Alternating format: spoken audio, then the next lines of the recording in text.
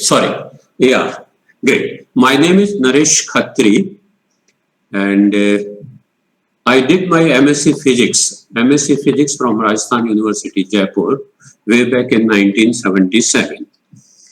And then I was associated with some research project at University of Rajasthan, Jaipur only, and spent around 3 years worked with Professor B.L. Saraf and Professor S. Loktathan. They used to be renowned personalities or renowned authorities of their time. And then I joined as a geophysicist in 82, ONGC, and worked there for 34 years. A few years in field, and then most of the time I worked in institutes, particularly that IRS, Institute of Reservoir Studies, and GeoPIC at Dehradun. So these are the two institutes. Most of the time I worked there, and then probably I am the only geophysicist. I was the only geophysicist in ONGC who worked with the reservoir engineers for so long, or in multidisciplinary teams with the petrophysicists, geophysicists, geologists, and reservoir engineers. So, and then I kept working seismic for all these. So, fairly I am different than others in interpreting the seismic data. I retired superannuated in 2015, and since then I have been taking some consultancy jobs and such lectures also. So that's how I am in touch with the subject, and I want to remain in touch till I am there. And that's all about me for the time being. And I thank SPG, SCG Student Chapter BHU for giving me the opportunity to share or interact with you people.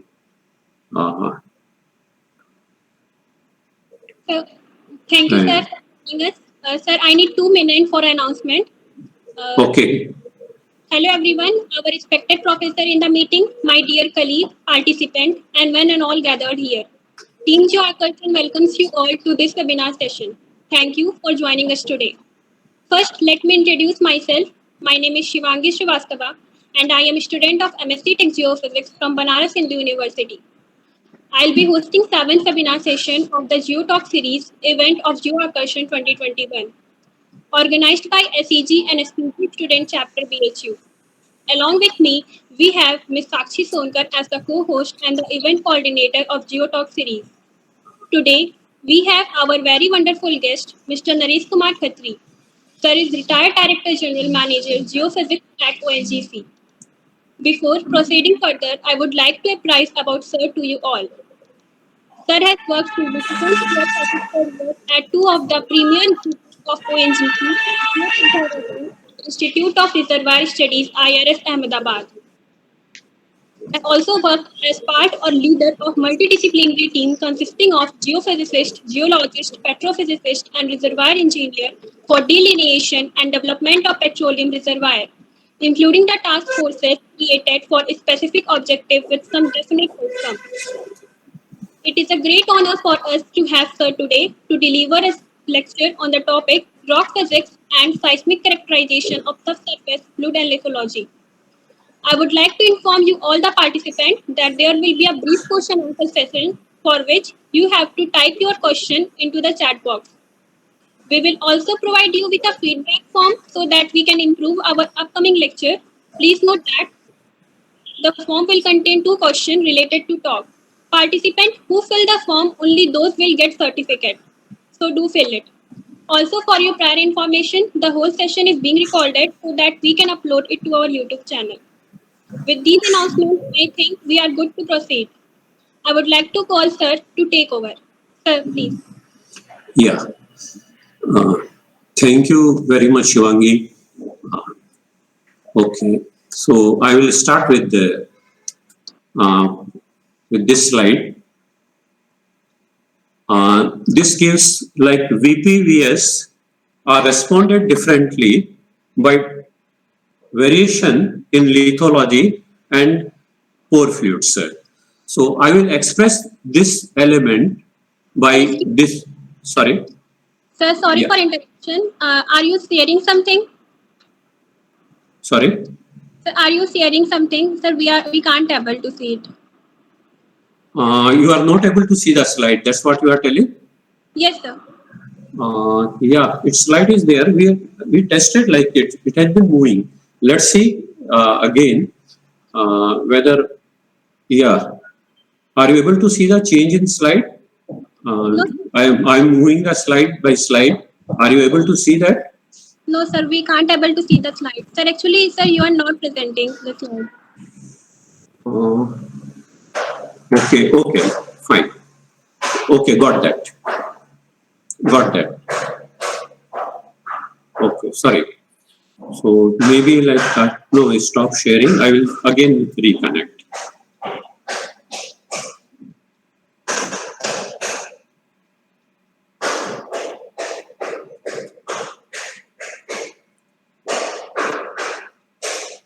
Yeah, now Yes, sir. It is.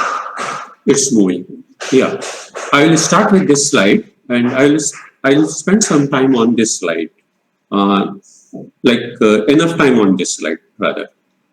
Sir, can you So put slide in full screen mode? yeah, it's not like once I change it to full screen mode. Uh, okay, let me see. But then slides have not been moving. Now slides are moving. No, sir. So that's what we tested. If you can suggest me something how to overcome this. Otherwise, we need to go in regular manner, slide by slide, without getting into that presentation mode. Now slides are changing, Yes, sir. Slides are changing. but then the size is small. Yes, sir. Okay, I don't know how to overcome this. Sir, you can make a PDF. PDF is already there. In fact, we observed the same difficulty with PDF also. Okay, let's try with PDF again. That PDF is there. Yeah, I made the PDF and then tried with PDF also. Yeah, this is PDF.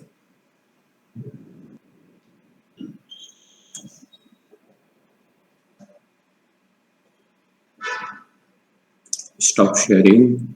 Okay, let me get into this presentation. Yeah, in fact, PDF had been blank throughout. I don't know. When I tried with this PDF, it had been blank throughout. So we need to come back to PowerPoint presentation only. I'm just closing this PDF. It's not functioning. Otherwise, we need to spend some more time on this.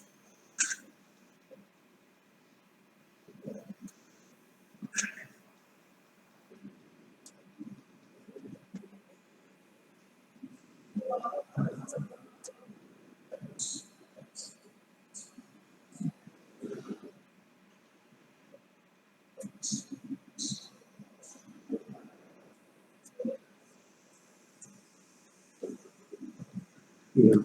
So we have to manage this way only, it seems. Yeah. Or I need to make PDF once again, but it will take time. So will it be okay if we go this way? Hello? Yes, sir. Will it be okay if we go with this way only, not with full presentation, full PowerPoint presentation? Yes, Is sir. it okay? Sir, yes, sir. So please try to increase the percentage of screen view on the right bottom side of the screen. Okay, fine. Yeah.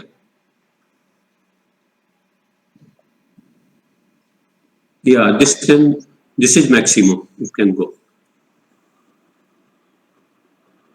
Yeah, it's better now.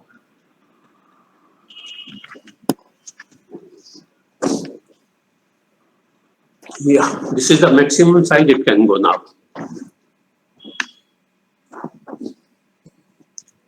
Yeah, is it okay? Yes, sir, it is okay. You can start. Okay, fine. Okay, fine. So I have got some models. Sorry. Let me just put it here. Yeah, I have got some models. The three models. In one model, like shale and water sands are there, and in other model, like shale, water sand, and gas sand is there. In third model, shale, water sand, and limestone water sand. Limestone filled with water is there. So these are the three models, and then corresponding impedance models have been put here, and then sands, water sands in this case have been shown to have higher impedance, the impedance of shale. This is shale impedance corresponding to, this is shale in gray color. So impedance corresponding to shale, and then like water sands have got higher impedance than the shale here. Right? In this case, water sands can have lower impedance than shale also, but in this particular model, we have taken like water sands having higher impedance than the shale. And then like gas sands, this is a gas sand, and gas sand has got lesser impedance than the shale, and then limestone has a higher impedance than the shale. So these are the three models I have taken, and corresponding to these three models, that shear impedance has also been put. So shear impedance for water sands, we know like for water sands, compression velocity and shear wave velocity, they are linearly related. For shales and water sands, compression velocity and shear velocity for any rock is linearly related by this relationship. Vp is equal to 1.16 Vs plus 1360 meter per second. This is known as Mudrock line. If you take any sample from any formation, from any basin of the world, and like in laboratory, if you see like compression velocity and shear velocity of that rock and plot that, they will always obey this relationship, linear relationship of Vp is equal to 1.16 Vs plus 1360 meters. So this is the reference I will be taking, like water sands and shales respond Vp and Vs in a certain way, right? Governed by this Mudrock line or this relationship of 1.16 plus Vs plus 1360 meter per second, right? Now, if we come to that gas sands, so gas sands have lower compression velocity. Vs doesn't change. Vs is like once we substitute gas in water sands, then Vs doesn't change practically, but compression velocity comes down. So here, relationship between compression and shear velocity for the sands filled with gas or filled with water are different. That's what is there. Now, like this is the line, Mudrock line. So as compression and Vp is plotted on x-axis, and as Vp has come down because of like substitution of gas, so points have shifted towards left, because this is x-axis, Vp is plotted on that increasing, Vp is in the right side, and so Vp has come down, so corresponding to this Vp point shifts to left. And then like if limestone case is there, so in limestone, our compression velocity is not related by this relationship of Mudrock line. Sorry, compression and shear velocity are not related with this Mudrock line. Shear velocity of the limestone are less as compared to the compression velocity. So points have, like it's again Vp on that x-axis, so points have shifted down. So in this case, like what is to be brought out is like compressional velocity and shear wave velocity, they relate in a certain way for different lithologies and for fluids, they relate in a certain way and unique way. They respond differently to different scenarios. That's what is brought down by this slide. Now, like compressional and velocity, they respond differently to different lithologies and fluids. So accordingly, like reflectivity calculated based on compressional velocity and shear velocity, like compressional reflectivity and shear reflectivity, they are also different because we are being responded differently. So RP and RS, like these two reflectivities are also being responded differently. And so the seismic expressions, if you see like seismic expressions are function of reflectivity. So the seismic expression are also are different for different lithology and pore fluids. So seismic expressions are the function of what type of lithology and fluid contents are there. So now based on that seismic expressions, we can get back to that velocities or impedances or velocities, and in turn we can interpret the rock properties and type of fluids. I repeat it once again, like compressional and I summarize this slide in this way: compressional and shear wave velocities are responded differently by different lithologies and pore fluids, and they are captured in RP and RS, and therefore in seismic expressions also, seismic expressions of RP and RS. So they are captured. So inversely, like once we compare seismic expressions of RP and RS, then we can get back to how that velocities are related, and for every lithology and fluid saturation, like VP and VS are related uniquely. So we can get back to what is that lithology and porosity in subsurface, which is giving this expression. So that's what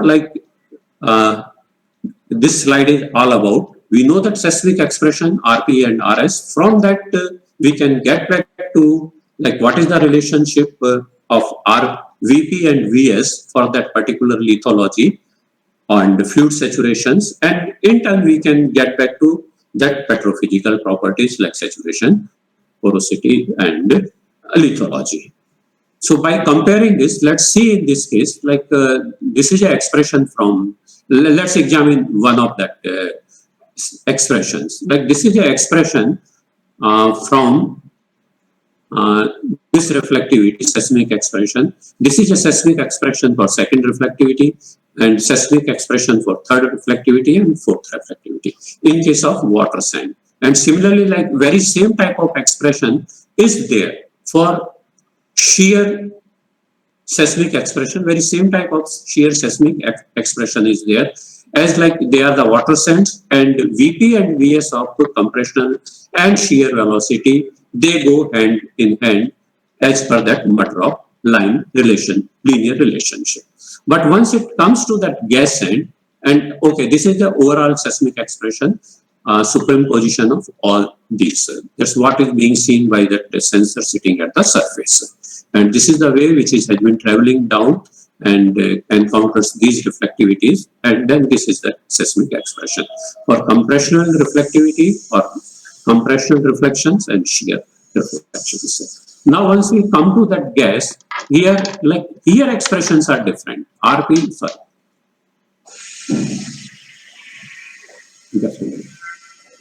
Yeah, here seismic expressions are different because here reflectivities are different. In case of gas sands, compressional reflectivity is different, so that convolved or this response is also different.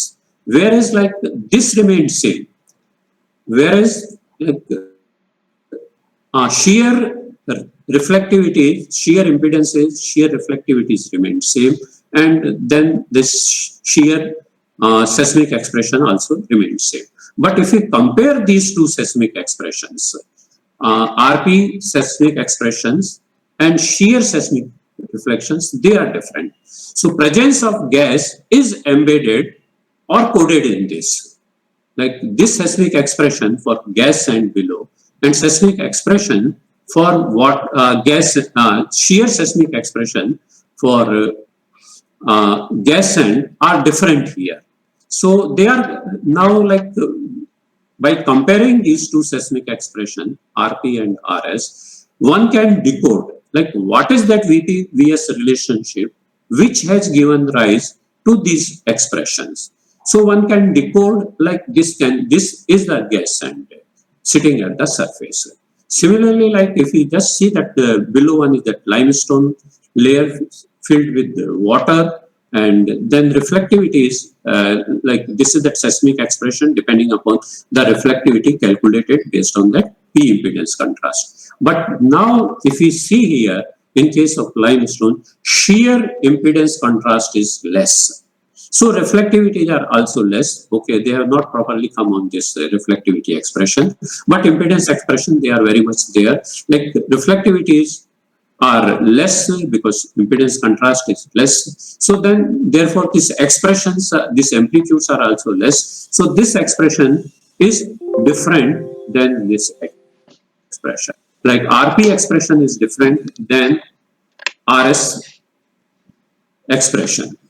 Seismic expression, RS expression. So once we compare then RP and RS expression, and they are being generated, they are being sourced by this lithologies, they are different. So one can always arrive what can be the lithology, this is the difference which has been given by what type of lithology below.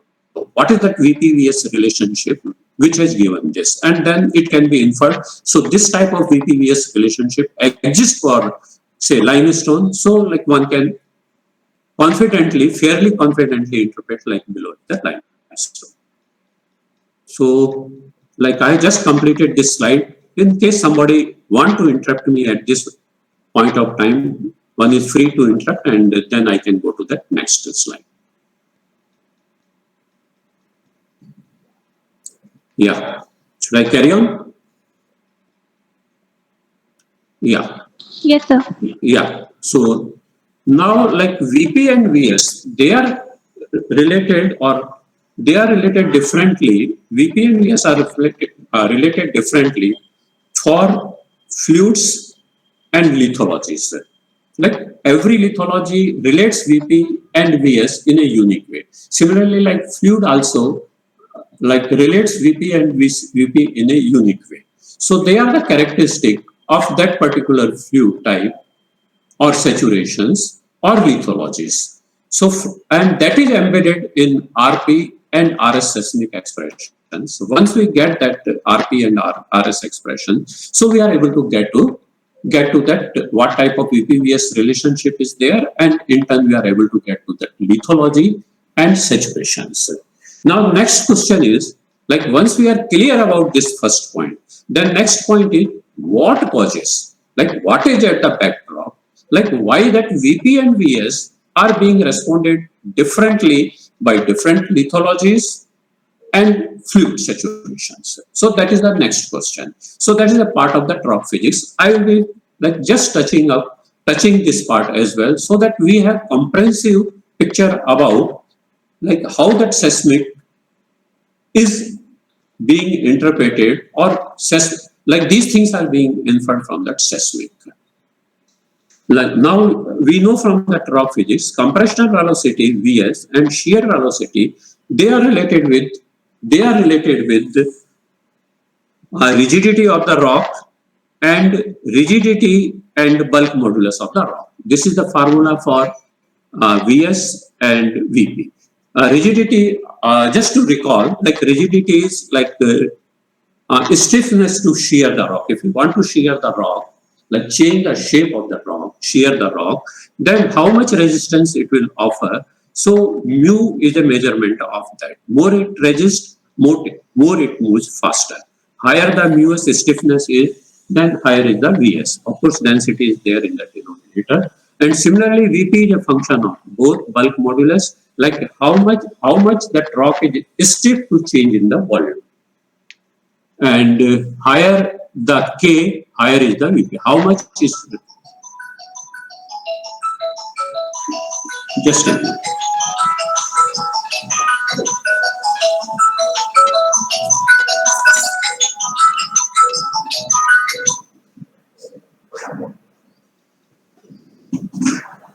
Yeah, just, yeah. So higher is the K, and higher is the mu, higher is the Vp, compression velocity. At the same time, now K and mu, that these two stiffnesses, one like change to the shape and other is change to the volume, they are related with porosity, saturations, and lithologies. As per one relationship, they are related with this. This relationship we are going to discuss is a very generalized relationship in rock physics, and it's also source for Gassman equation. One can always can have a feel of Gassman equation by seeing this. So like you need not to work more on Gassman equation. Just by saying this, one can think about like what the Gassman equation is. So now like compressional bulk modulus of the rock is related with Km, porosity, then pore stiffness, and then fluid saturations. And similarly, like shear stiffness of the rock is also related by this relation, right? And then K and mu respond differently to these parameters, like lithology parameter. Km is a function of lithology parameter, and Kf is a function of fluid parameters, fluid compressibility parameters. So K and mu responds differently to different lithology, and how like once they respond, mu and K respond differently as per this like rock physics equation, and therefore Vp and Vs also respond accordingly differently to different lithology and pore fluids. So like pore fluids and different type of lithologies, they are captured in Vp-Vs relation. I again repeat, so different type of pore fluids and lithologies, they are captured in Vp-Vs, and they are expressed on seismic Rp and seismic expressions of Rp and Rs. And that's how we capture them. Yeah, let's get to that next slide. I will show like just to have a feel how like rock physics, how like K and mu and in turn Vp and Vs, they are related differently. I'll just get into 1-2 rock physics slides, and let's see that. Like oil has, let's see, oil, gas, and brine.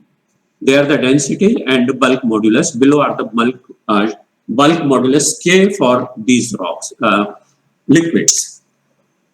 And these are the typical values. Of course, they depend a lot of parameters like pressure, temperature, and then and saturation, like saturations, and how much gas and all are dissolved. So many things are there, but they are the typical values. So based on this, like modulus, and if we bring in that equation, how Vp and Vs are related with K and mu, and if you put like this modulus, so we can arrive at the velocity of water, oil, and gas. Because we have like for oil modulus, bulk modulus is 0.3. For gas, it is 0.04, and for brine, it is 2.5 roughly. So, like it's a for oil, like bulk modulus or bulk stiffness is 8 times higher than this, And for water, like bulk K is 8 times higher than the oil. So oil and water, if you see 8 into 8 into 8, 64 times higher, roughly 64 times higher. Like K of brine is 64 times, roughly 64 times higher than the K of gas. So once we put these values K, and what about mu? Because it's a liquid and they do not resist to the shear. So mu for this oil, gas and brine, as long as they are non-porous, non-viscous, it's 0. Right? So once we put mu 0, so Vs is 0 for all the 3 cases, whether it's oil, gas and water, as long as they are non-viscous, then it's 0, but K can be calculated, Vs is 0, but Vp can be calculated. For water with these values, it's around 1500, and for oil, it's 1200 meter per second, and for gas, it is 340 meters per second in air or in gas at normal, depending on temperature and pressure. Right? And that's what is one single liquid is there. But in practice, in oil industry, we find in that reservoir more than one liquid is there. It's a mixture of liquids in the rock, in the porous space, right? And in case we assume, then what will be the net K? Like we know the K of individual liquids, but what will be the net K or bulk modulus or stiffness to that change in volume? What will be that? That can be seen from this formula. This is very important formula if you are going to be there in this industry. So it's a very important argument and very important formula. And see that argument behind. And if they are homogeneously mixed, oil, gas and water, if they are homogeneously mixed, let's consider now just two liquids. Let's say gas and water is there, and they are homogeneously mixed, or even for more than two or more than one, any number are there. Then if they are homogeneously mixed, then they form the isostress composite. Like the stress in that composite mixture is same, but strain is different. Like different things, different liquids change to different amount of volume, but stress is same, right? So they form that isostress stress. So if we want to calculate the net K in this case, so we need to take average of stress upon average of strain, and then we arrive at this formula. What it says is that net K of mixture of liquids is harmonic average weighted by their saturations, gives the K. So net K is received by this. What this harmonic average says, like this Kf is biased towards the lowest value of K. So in case let's see what will happen if 100% water is, we have 100% of water. In that case, what will be the K? It will be 2.5. So that's what 100% water is there. Once 100% gas is there, what will be the K? It will be, K will be for gas, it will be 0.04%. It's as good as 0 or very good. What happens if saturation changes? Now 90% water is there, 90% water and 10% gas is there. So K comes down as per this formula, K comes down drastically, and then it remains more or less same. So that's how with saturation, composite K of composite changes with saturation. Here 100% water is there, here 0%. Water and 100% gas is there. How that K is behaving with saturations, mixture of liquids is behaving with saturation is shown here.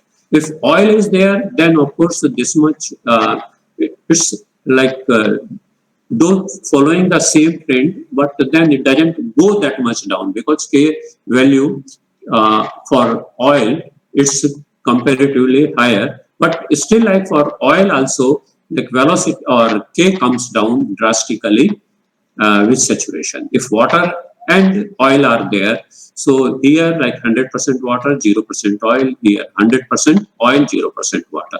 At this place, like if we see the value of K on y-axis, value of K composite is there, of mixture, value of mixture is there. So what we are finding here is that value of K is much less than like biased toward the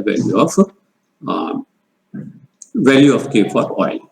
So that's how like this mixture responds, how the K value is arrived for the mixture of gas, mixture of liquids. So, and so based on this, if we calculate Vp and Vs, and it seems like Vs won't change, or it will remain 0 only.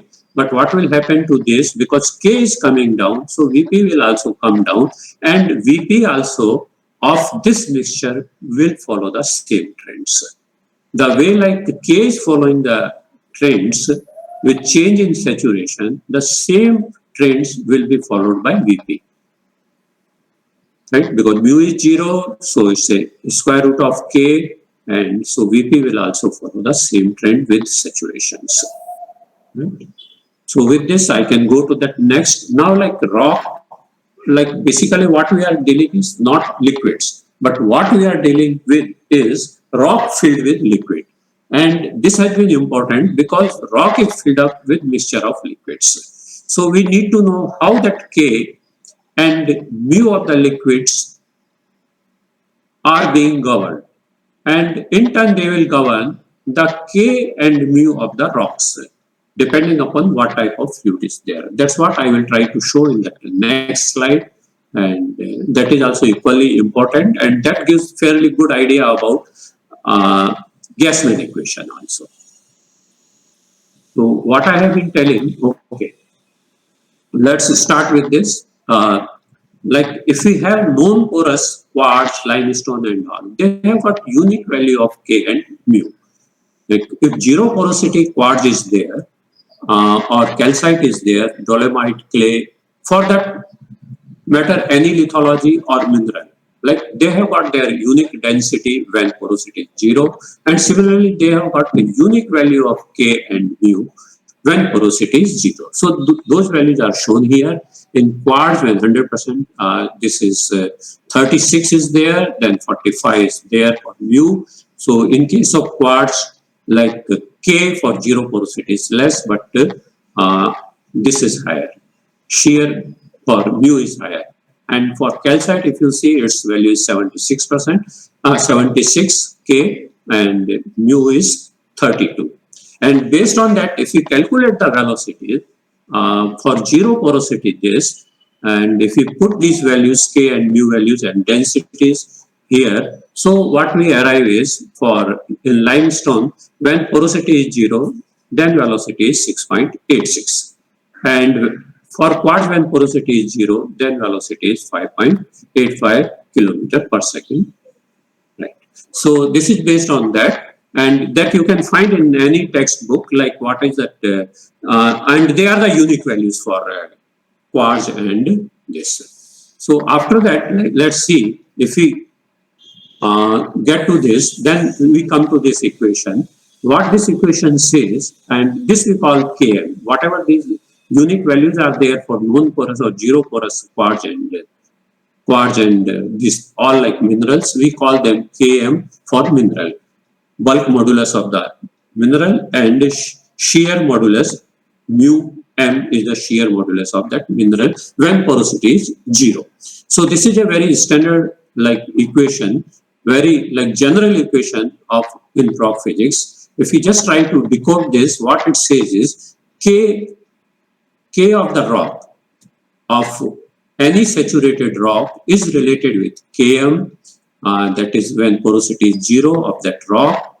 What is that? Bulk modulus of that rock, then porosity, and then Kf, that is the pore stiffness, and when there is no liquid in them. So how much pore as such put the stiffness to that compression, and Kf, this we have already seen now, that's a net bulk modulus of liquid, composite liquids, Kf, which we just saw in that previous slide. So this is this. And similarly, like same equation can be put for mu f, but here we have not like, okay, here I just missed to put 1, sorry, 1 upon mu. 1 upon mu f, 1 upon, so 1 upon mu is equal to, for any water, for any like rock which is filled with liquid, so 1 upon mu is equal to 1 upon mu m plus 5, the porosity, and then like when the, how much this pores put stiffness when you try to shear them, mu f is there. But here this mu f is because 0, so it's missing here. So now like the point is, I want to make it here is, like say if it is water, then Kf is very high, and so the K is very high. Once it is a gas, then like K is low, so K is low. So this Kf governs the K, and in turn this K governs the Vp. So if water sands are there, or any like lithology filled up with water is there, then this value is high, so this K is high. So as this K is high, then Vp is high. Right? And then in case of, let's see what happens to mu f, because mu f is 0, because water doesn't, or like liquid is not putting any resistance to the shear, then in that case, like mu doesn't change. If you change like liquid from oil to gas or water or any mixture, but this mu f here, there is no, like the way like Kf was coming into the picture, it is always 0, so it's not coming into the picture, so mu remains same. So whatever liquid is there, like if rock is there, so whatever mu of that rock is there. So irrespective of fluid in that rock, mu doesn't change. So as mu doesn't change, it's irrespective of the type of fluid, so mu is not affected. So Vs is not affected, mu is not affected, only density is affected. That too, like that effect is less on this, and mu is not affected. So Vs more or less remains same, irrespective of what fluid is there or there is no fluid. So mu is practically or more or less same. So mu is not affected. So mu is same. So mu is not affected. So practically Vs is also not affected. So Vs shear velocity remains same irrespective of what the fluid is. So this is the argument is there. Normally what we say is that argument given is like shear doesn't travel through water. So basically that's not a very accurate answer for that, or accurate for that. The accurate answer is because mu is insensitive to that type of fluid as per the rock physics, and mu doesn't change. That's why like Vs doesn't change. But practically if you see, Vs is changing because density of that fluid is changing, or the density of the rock is changing, and the density of rock is changing because density of that fluid is changing in that rock. So Vs it changes, but very marginally changes, but Vp is drastically changes with change of fluid. That's what like what we have seen in that previous slide, that K of that composite of the fluids is changing. K of the composite of the fluids has been changing with the saturation when 100% water was 2.5, and then it was almost close to very 0, and when 100% gas was there. So, and once this values we put here in this K, so, and K is moving as per this K, so Vp is also moving the way these things are moving. How this K of fluids are moving, similarly velocity of that rock will also change with saturation. When 100% water saturation is there, and then this is the velocity of that rock for 20, here it's probably 27%. So this is the velocity. When 100% of gas is there, then velocity is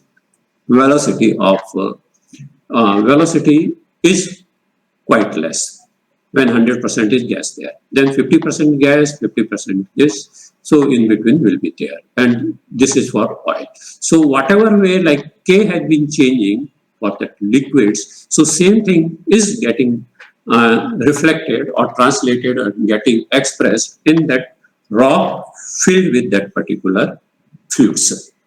And whereas μs has not changed. So what I want to say is μs has not changed, but K changing with the fluids. So like Vp and Vs, they are being, Vp and Vs, they are behaving differently, right? So in case water sands are there, then Vp, Vs differ, like behavior is one type. Then like gas filled sands are there, then Vp, Vs behavior is different because Vs has not changed, Vp has come down, so that behavior is different. So rock physics is at the backdrop to say what is that Vp and Vs relationship. So Vp and Vs relationship for the liquids is unique. There are characteristics, there is template, and that is captured on Rp and Rs and in turn on seismic expressions. So this is the point I wanted to make, and I think we are moving very slow, correct? Is it okay or I need to go a little faster? Hello, can somebody respond me? Sir, is it okay? Is it okay? Sir, Yeah. Yeah, okay, it's okay. Then I'll just touch that limestone part and then we'll come to that case studies, right? So let it be little like longer or slower, but then I wanted to pass on this concept to the students because I knew like most of the students are there. So I decided let it go with little bit classroom type of thing. Is it okay? yes, sir. Okay, fine, great. So like that's what we discussed, that compressional velocity and shear velocity for water sands and shale. They are linearly related. If like sands are tight, then points will be sitting on this, and if sands are porous, they will be sitting at. Now like if you put like substitute water in that sands with oil or gas, then what will happen is then Vp, this is same mud rock line, and these are the points, shale and water sands sitting on this, and like Vp have come down, so that points have moved towards this. So this is a unique behavior for other than this is the behavior VPVS behavior for water sands and shale, whereas this is a behavior for rocks filled with oil and gas. So points are shifted. This is different than like what the behavior is there. This is a different template or be a different behavior than what it has been when it was filled with water. Rock sands were filled with water, and that's how like these two models are different. So shear velocity and compressional velocity have been like this prior to fluid substitution.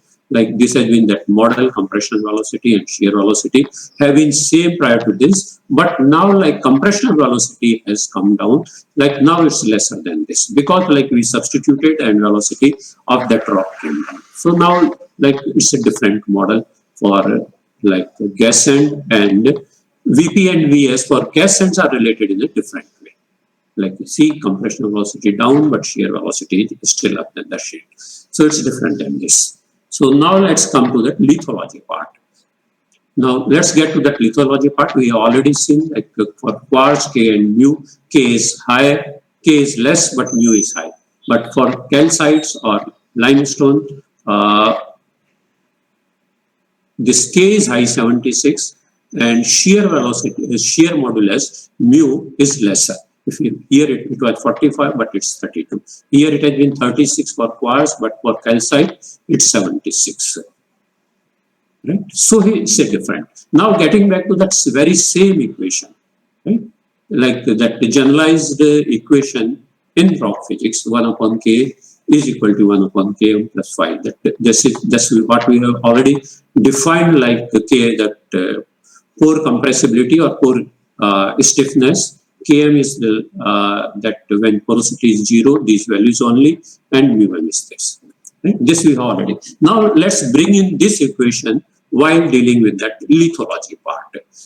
Right? Now, if we compare water sands filled with sands filled with water and sands of the same porosity filled with limestone. So what will happen? So in that case, Km is higher for that limestone. That's what we have seen here. Km is higher for the limestones, and Km is lesser for that sandstones. And let's say Kf is same because they are both filled with water, and phi porosities are also same, and we are overlooking that Kf. Though Kf will be different for limestone, and that pore compressibility will be unique and different, but we are overlooking the effect of Kf.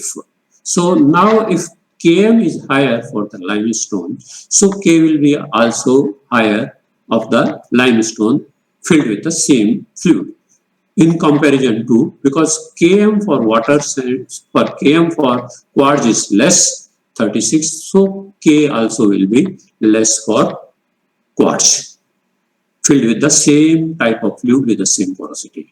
So K is higher for water sands, K is higher for limestone filled up with water of the same porosity, and lesser for sands filled with water of the same porosities. So then K, if you put K here, so they will contribute higher for limestone. Vp will be higher.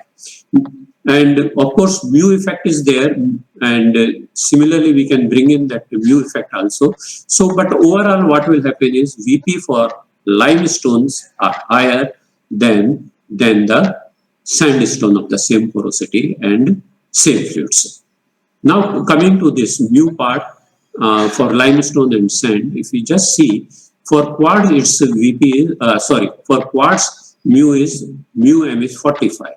Mu_m is 45, whereas for it's 32 for clastic. So for clastic density of course is playing a role, but density effect is less. Let's say it is dominating, mu is dominating. So Vs for limestones are higher, and limestone is lesser, and for sandstones are higher. So in that case, like Vs for limestone, mu is, I missed that. So mu is higher for sandstone. So Vs is higher for sandstone, and Vs is lesser for limestone. So that's what is there on this. So if in brine sands, if they are brine sands, and then like if we get to that limestone, so in vertical, it's a Vs is plotted. So Vs is less for limestone, and Vp is higher for this, so point will be shifted in that right. So limestone points are shifted in the right with reference to this. So again, this is a unique behavior of limestone in terms of Vp and Vs, which can be captured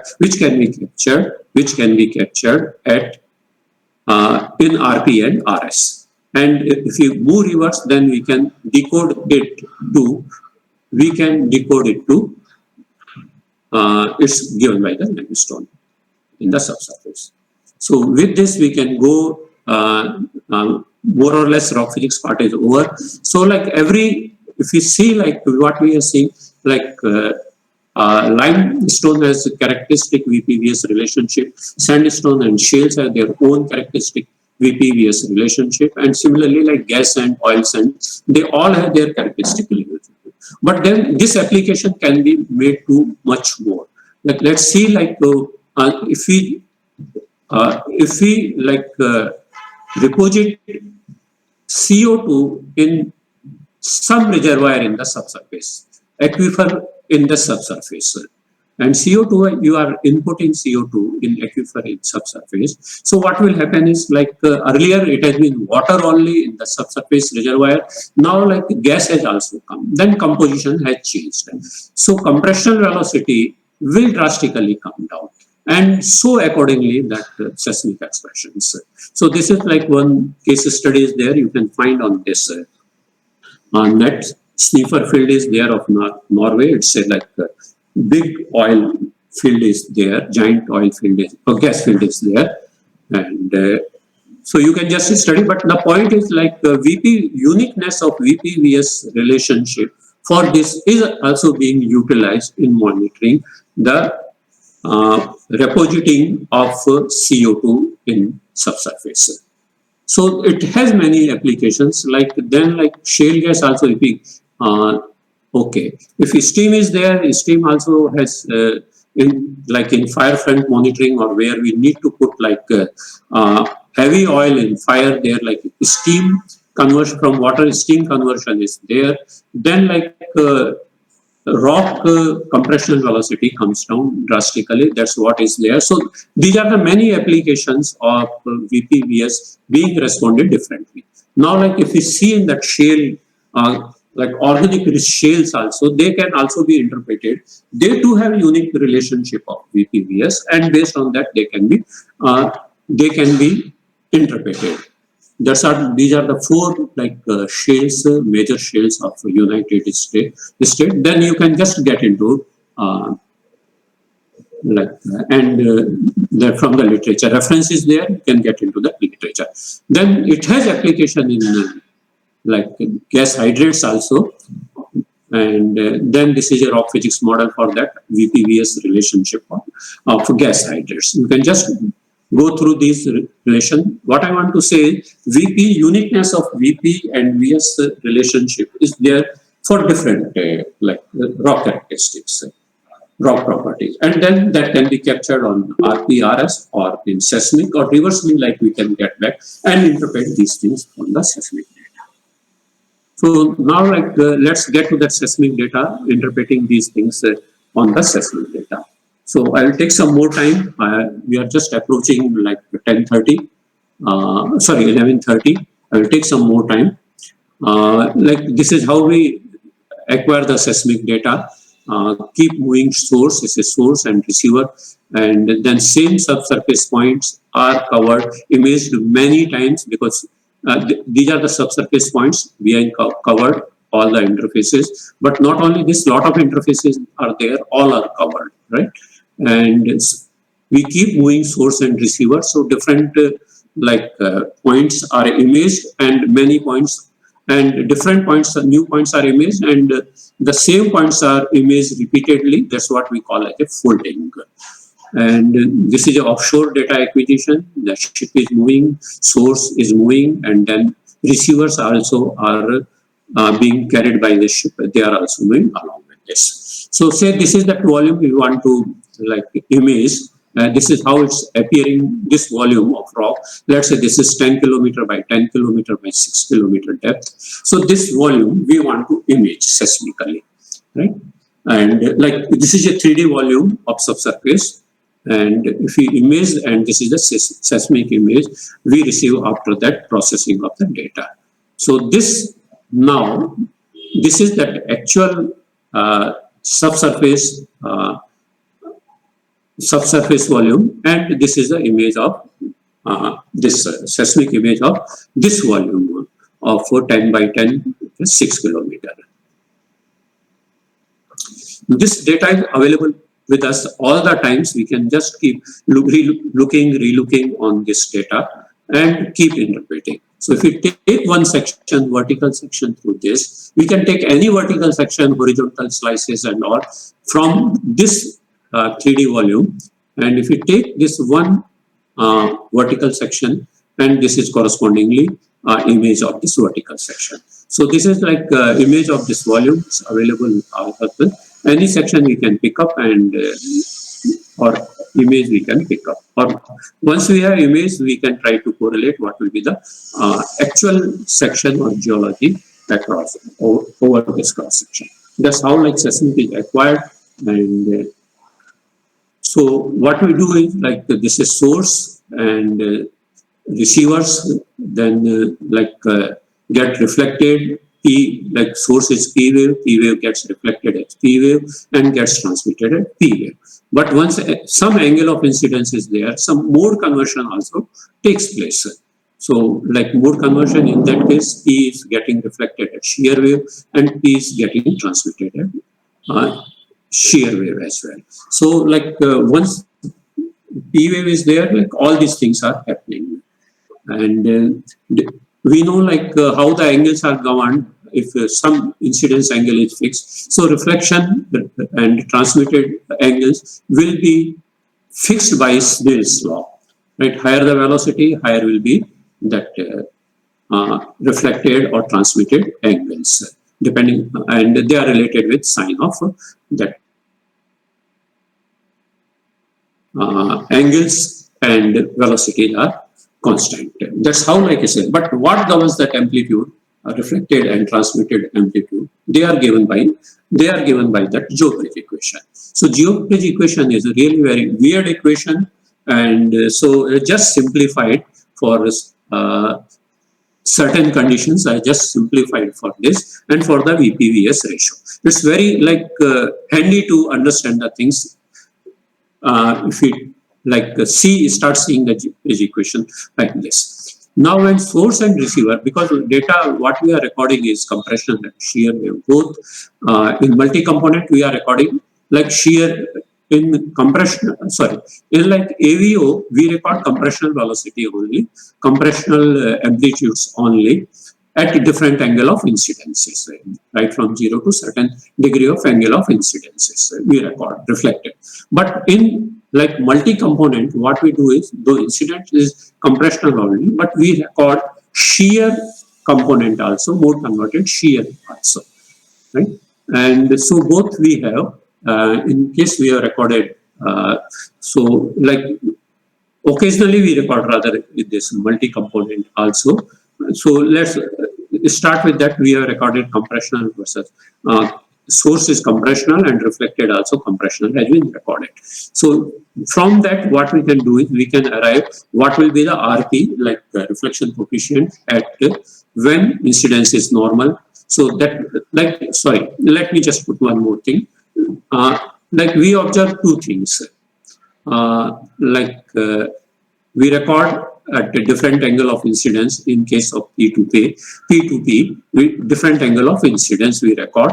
And then like we plot reflected amplitude versus sine square theta angle of incidences. So like at normal incidence, this is the reflected amplitude sector. Reflected amplitudes on vertical axis and sine square theta is in the on the x-axis. Then like when angle of incidence is 0, amplitude is recorded, that is nothing but RP. We call that APP, amplitude at normal incidence when P gets reflected, PPP, P gets reflected. This is nothing but the RP, and so this is a one quantity which we measure or which we record or which we measure. And then like how these angles are getting how these amplitudes are changing with angle of incidences, right? And that also is recorded, that we call as a gradient and B. So that once we plot like amplitudes with the sine square theta, so gradient, that is B, can be measured. This is another thing which is like inferred or from the data recorded. So we have two parameters recorded, that is one is A, like what is that reflected amplitudes when incidence is normal, and then how these amplitudes are changing with angle of incidence, that is B. So we have got these two parameters. We call this as a BPP. It's a gradient B. PP means P reflected as P. We are studying that part. So P as a P. So we call it a BP. So this is related with RP and 2RS. Right? RS is shear reflectivity and RP is the P wave reflectivity. RP we have already determined when angle is 0, and BPP say gradient, we can always determine by plotting and finding out the gradient, how the amplitudes are changing. And then we have BPP, RP. So from BPP and RP, RS can be determined. So now we, like, RP can be determined and RS can be determined. So both, like, we can determine from sitting at a surface, RP and RS. From RP and RS, right? From RP and RS, we can find out what type of VP-VS relationship is there, what type of VP and VS relationship is giving this type of RP and RS. Or rather, this is coded in B also. So by studying that RP and BPP, then one can, in ask the question, I will open the subsequently. Yeah. Yes, sir. So the first question is from Ms. Divyanshi Gupta. In AVO modeling, what are the parameters which one should keep in mind to avoid biasing and errors? Which error? Sorry. To avoid biasing and errors. Biasing. Just a minute. What is that? Your question? Okay, missed that. Which error? I didn't get it. The question is, in AVO modeling, what are the parameters which one should keep in mind to avoid biasing and errors? Okay, fine. Yeah. So normally, like that inputs for AVO modeling are compressional velocity, shear velocity, and density. These three are the inputs which we give. And so mostly, like these inputs are based on that log data, and because definitely we consider that if well is there, then definitely they will be from the well data only. And if compressional velocity or shear velocity is for one type of fluid, then Gassman equation can be made use of to bring it to some other fluid if you want to model for some other fluid. So accordingly, VPVS will be modified, and then like it can be modeled. That's one thing. And then secondly, like then options are there while modeling AVO responses. Whether one wants to go for whether one wants to go for like Ecke-Richard type of modeling, which is approximate modeling, or GeoPrij modeling. It's always like preferred to go for that GeoPrij, making use of GeoPrij equation for modeling, because they are exact. They are not the approximated. Because sometimes we need to have that exact, particularly in the cases when amplitude, when impedance contrast or velocity contrasts are more. And then many things are there, they come in between. Then there is a thickness, tuning effects are there. So, and that also has to be taken care, right? And so one can model for that thicknesses also to see how these effects are coming in between and all. And for me, for the time being, I am getting this much in my mind, right? Once I sit on the system, probably I will start getting, what else can be put in, depending upon what type of data, like what are the thicknesses and what are the relations of VPVS and all, and density.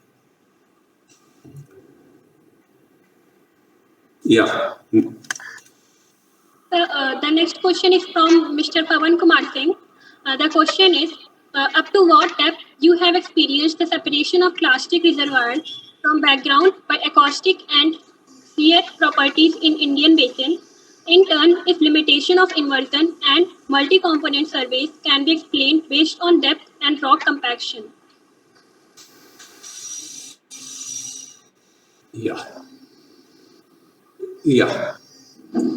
As far as like this petroleum reservoirs are there, as long as they are porous, if they get very tight, then in that case, like lowering of compression velocity is not much. So normally compression and shear velocity, they keep going hand in hand. Right? So as we go deeper, So like rocks starts compacting. So less pore space is left. And in that case, like lowering of velocity is not much as we go deeper or compactions are more. So then it becomes difficult to see them on seismic RP and RS or RP and B or multi-components. Though some like imprints will be there, but then like they won't be so clear the way they are there at that uh, like shallower depths up to Miocene or maybe like little Oligocene and all.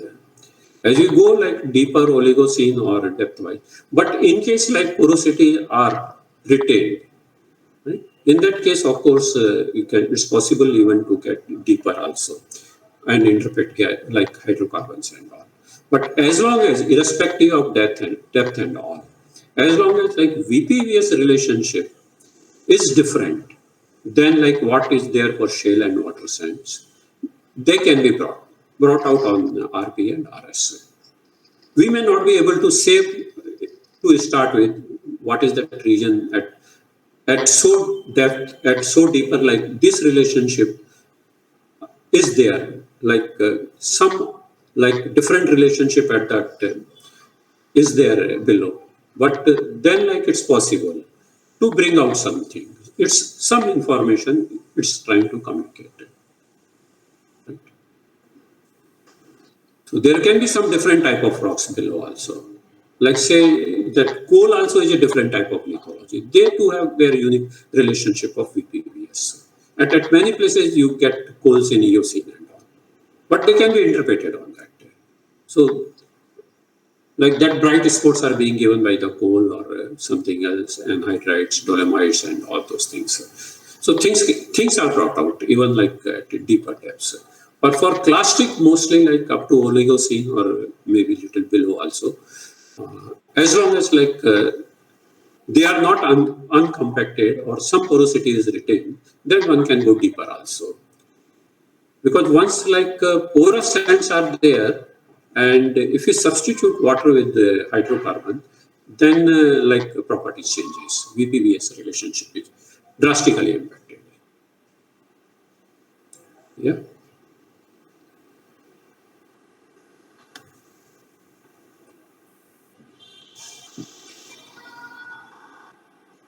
Yeah.